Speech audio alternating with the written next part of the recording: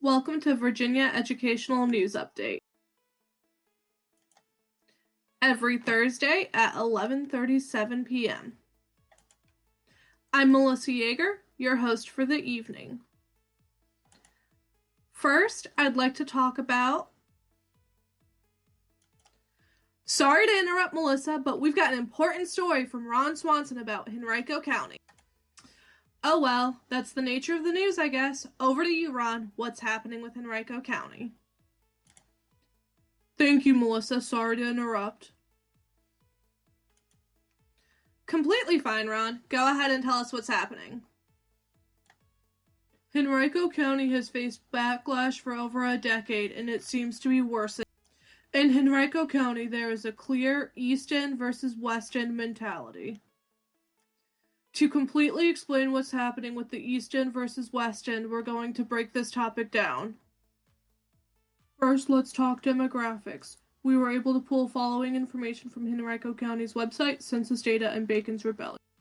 According to Henrico County's website, the county has 72 facilities spread throughout the county. From Henrico County report cards and census data, we recognize that the families on the West End pay the majority of the taxes. This comes into the debate in a major way. Just keep this fact in mind for now. On the West End, the majority of students are primarily white. The majority of students in the West End live in high-end housing. Houses on the West End is expensive condos, townhouses, higher-end apartments, and large neighborhoods. The East End housing is very different. There is a range of low-income housing, long-stay motels, apartments, houses, neighborhoods, and rural farms. In other words, it's much more diverse. We need to talk about the poverty line too in regards to free and reduced lunch. In the West End, the highest percentage of free and reduced lunch, according to Bacon's Rebellion in Henrico County, is 49.3%. The lowest rate is 9%. On the East End, the highest rate of free and reduced lunch is 71.6%, with most of the other schools above 50%. The lowest rate on the East End is 54.4%. The lowest rate of free and reduced lunch in the East End is significantly higher than the highest rate of the West End schools. How is such a drastic difference in percentages of free and reduced lunch a marker of poverty between the East End and West End equitable? That alone is reason enough to question the equity in Henrico County. Let's get into accreditation and student achievement. Many members of the county believe the West End receives preferential treatment because they pay the majority of the taxes. Members of the West End are upset because the tax money has gone towards the East End in small ways. The East End has received funding for tutoring to increase test scores. They have also received money to hire more teachers and reduce class size. According to Henrico County.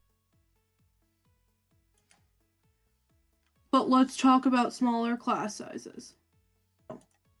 According to Bacon's Rebellion, at the high school level, the student-to-teacher ratio on the East End is 9-1. On the West End, it's 11.6-1.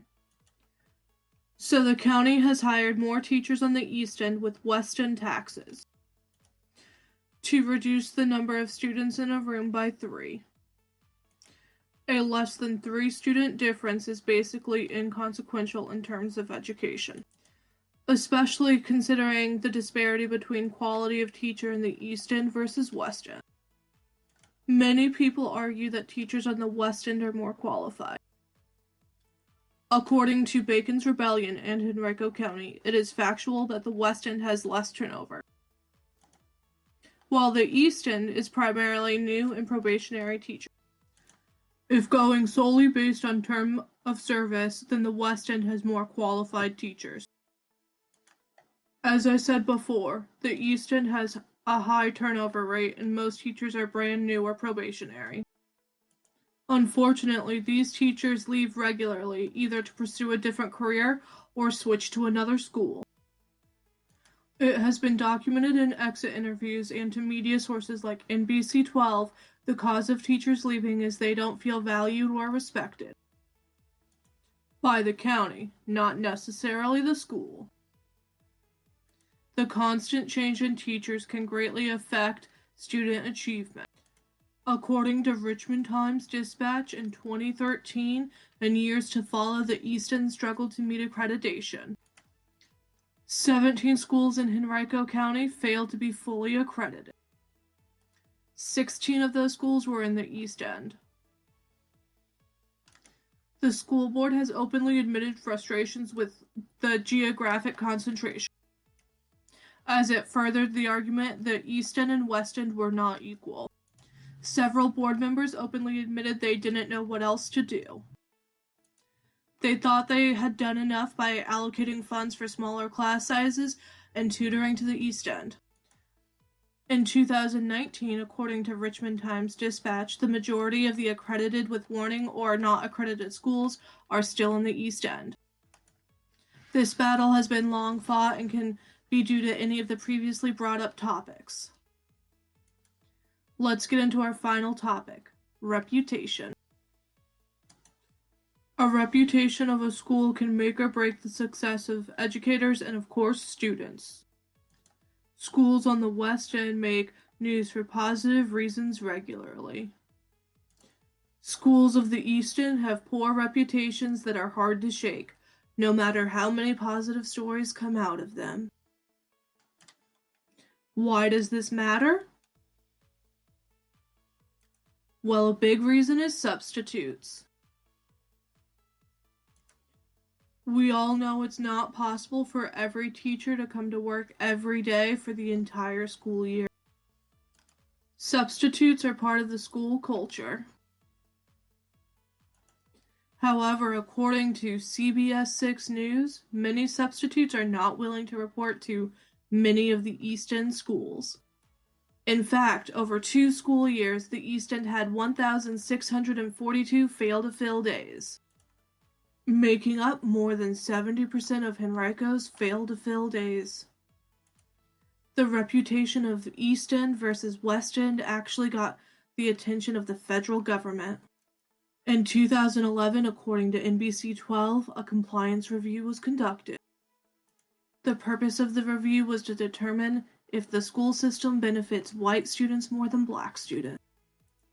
It was noted that the predominantly white West End had more benefits and resources than the predominantly black East End.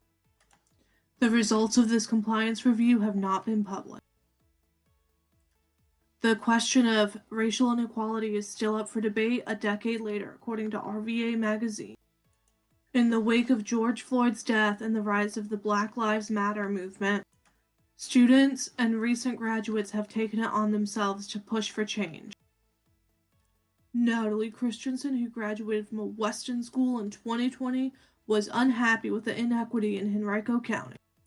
She formed the group Henrico Justice to promote equity between the East End and West End. Recognizing her peers in the East End did not have the same resources or opportunities as her, Christensen and Henrico Justice protest and fight for equity in Henrico County.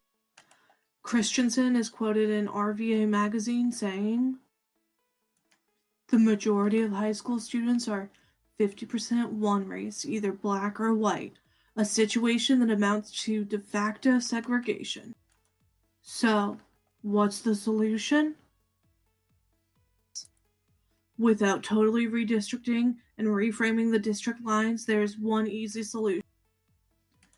The middle part of Henrico County is diverse in race, ethnicity, and wealth.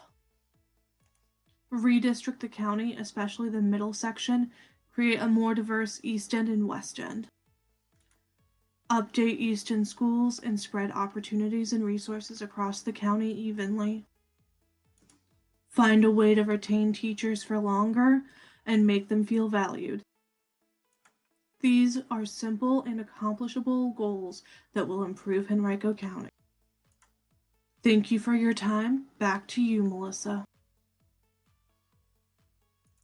Thank you, Ron. That was a very powerful story. We appreciate your research and hard work. Well, we seem to be over on time. We'll see you next week, Virginia, every Thursday at 11:37 p.m. This is Melissa Yeager wishing you a good night.